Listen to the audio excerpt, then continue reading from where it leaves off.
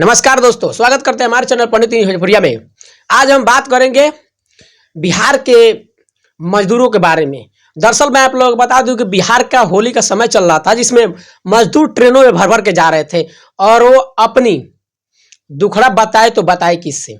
तो दरअसल मैं आप लोग बता दूं, आज इसी मुद्दे पर चर्चा करेंगे। अगर आप हमारे चैनल पर नए हैं तो चैनल को सब्सक्राइब जरूर कर लीजिएगा। तो दोस्तों मैं आप लोगों को बता दूं कि बिहार में लगातार मजदूरों के ऊपर अत्याचार हो रहे हैं। इसलिए अत्याचार हो रहे हैं क्योंकि बिहार के मजदूरों का पलायन अभी तक सरकार नहीं रोक पाई है।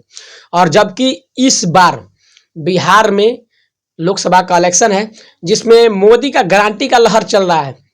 तो मैं आप लोग बता दूं कि बिहार में मोदी का गारंटी 10% का भी नहीं है। इसलिए नहीं है क्योंकि बिहार के लोगों का विश्वास उठ गया है इन नेताओं से। इस नेताओं की वजह से विश्वास उठ गया है, क्योंकि मैं इस भरोसे पे बोल रहा हूं और ये वीडियो काफ़ी भी वायरल भी हो रहा है कि बिहार के नेताएं जितने भी हैं बिहार को लूटने का काम किए हैं। जिसने सत्ता पर बैठा वो बिहार को लूटने का ही काम किया। इसलिए बिहार में आजकल भ्रष्टाचारियों की संख्या कम नहीं होती है, क्योंकि कोई भी आप पेपर लेके जाइए, ब्लॉक जाइए या कहीं भी जाइए सरकारी स्थल पे, वहाँ आपसे पैसे का घूस लिया जाता है। उसके बाद 2-3 दिन दौड़ाया जाता है, उसके बाद काम किया जाता है। ऐसा क्यों? क्योंकि बिहार का ये नकारा सिस्टम कब तक बिहार वासियों को लूटता रहेगा। इसी मुद्दे पे हमारा सवाल है और आपसे भी है। अगर इस पे आप लोगों को क्या कहना चाहते हैं कि बिहार में इस भ्रष्टाचारियों को रोकने का कोई उपाय है, तो हमारे कमेंट बॉक्स में आप जरूर बता सकते हैं। मैं बता दूं कि बिहार में इन सब को रोकने के लिए बिहार में एक बार मनीष कश्यप को सिस्टम में आना जरूरी है।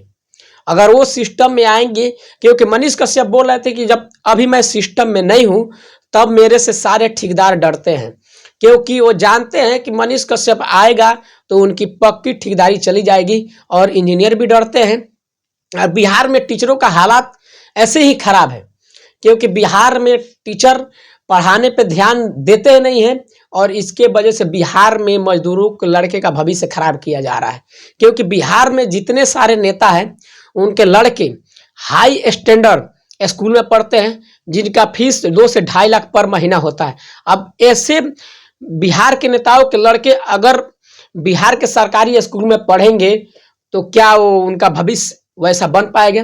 क्योंकि बिहार के लोग अपने कुछ दारू और कुछ ऐसी चीज के लालच में और जातीय की वजह से वोट दे के अपना खुद का ही जीवन खराब करते हैं और बाद में वहीं रोते हैं और बोलते हैं कि हमारा नेता ऐसा निकला।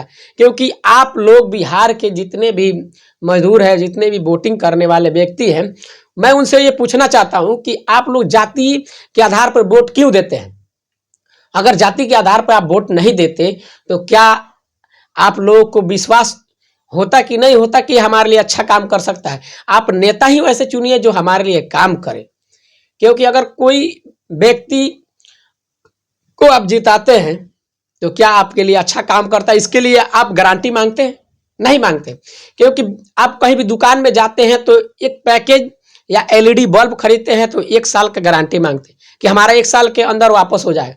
क्या नेता इसका गारंटी देते हैं कि बिहार में हम आप लोगों के लिए विकास करते हैं? वो केवल वादा करते हैं और वादा तोड़ने का भी एक सिलसिला बिहार में काफी चल रहा है और इसके वजह से बिहार का विकास नहीं हो रहा है। और बिहार का विकास नहीं होने का कारण यही है कि नेता आपसे आएंगे, मिलेंगे और मीठी मीठी बातें करके आप लोगों का दिल जीतेंगे और आप लोग बोलेंगे कि नहीं, इनको वोट देना जरूरी है क्योंकि ये जिता सकते हैं। कहां से हमारे लिए बिहार में कुछ होगा? इसलिए नहीं हो रहा है क्योंकि बिहार में जब से नीतीश का सरकार आया है तब से स्टार्टिंग में कुछ काम हुआ, उसके बाद से खाली कुर्सी का T20 चलने लगा बिहार में। और T20 की वजह से बिहार का नक्शा इतना खराब हो गया कि बिहार का भविष्य ही बर्बाद कर दिया गया। और बिहार का पलायन रोकने का आज तक सरकार कोशिश ही कर रही है, लेकिन आज तक बिहार में पलायन 80% से बढ़ के 95% हो गया है, लेकिन रुका नहीं है। क्योंकि बिहार में फैक्ट्री बंद है और जो भी फैक्ट्री चालू है उनका तो कोई हिसाब किताब नहीं है, वो भी बंद होने के कगार पर पहुंच गया है। और बिहार में कोई रोजगार भी नहीं है, तो आखिर मजदूर जाए तो जाए कहाँ। तो मैं आप लोग बता दूं कि बिहार में ऐसे भ्रष्टाचारियों को बिहार में रहने का क्या आप लोग अधिकार देते हैं? और मनीष कश्यप जैसे पत्रकारों को आप सिस्टम में क्यों नहीं लाते हैं? क्योंकि मनीष कश्यप अच्छा काम कर रहा है, आप लोग के नज़र में है, आप लोग को देख ही सकते हैं कि वो कितना, जो वो भी गारंटी दे रहे हैं कि हम बिहार में लगातार विकास का काम करेंगे और बिहार में पलायन रोकने का कोशिश जरूर करेंगे। क्योंकि बता रहे हैं कि अगर बिहार में एक संसदीय क्षेत्र से वो लड़ते हैं तो 1 लाख नौकरी देते हैं। तो ये आप समझ जाइए कि बिहार में अगर 10 जगह से वो जीतते हैं तो सिर्फ 10 लाख नौकरी मिलेगा। तो 10 लाख नौकरी अगर 10 संसदीय क्षेत्र में मिलता है तो ये कितनी बड़ी बात होती है। इसके वजह से बिहार में जितने भी 40 सीटें हैं और 40 संसद हैं, अगर सोच लीजिए कि आप अगर मनीष कश्यप के आने के बाद अगर बिहार में एक संसद अगर 1 लाख नौकरी देता है, इसकी वजह से मजबूर होकर बिहार में हर संसद जो अपना पोजीशन और कुर्सी को बरकरार रखने के लिए नौकरियां और काम करना चालू कर देगी। अगर ऐसे आप लोग बिहार के सरकार और बिहार के नेताओं को चुनिएगा, तब अगर ऐसे मीठी मीठी बोलने वाले नेताओं को अगर चुनिएगा तो बिहार में कभी विकास नहीं होगा और बिहार में ना ही फैक्ट्रियां लगेंगी और मजदूर का बेटा मजदूर ही रह जाएगा और राजा का बेटा राजा ही रह जाएगा। ऐसे आप अगर चाहते हैं बनाना तो जातीय समीकरण के आधार पे आप वोट दे सकते हैं, नहीं तो अगर मनीष कश्यप का सपोर्ट करते हैं तो बिहार में एक बार मनीष कश्यप का सरकार जरूर लाइएगा।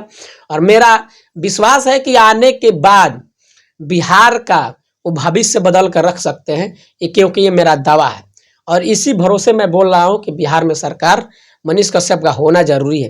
क्योंकि अगर बिहार में मनीष कश्यप अगर 5 साल या 10 साल के बाद मुख्यमंत्री बनते हैं तो बिहार का भविष्य ऐसा बता देंगे, क्योंकि बिहार सबको फेल करते हुए 1 नंबर पे आ जाएगा।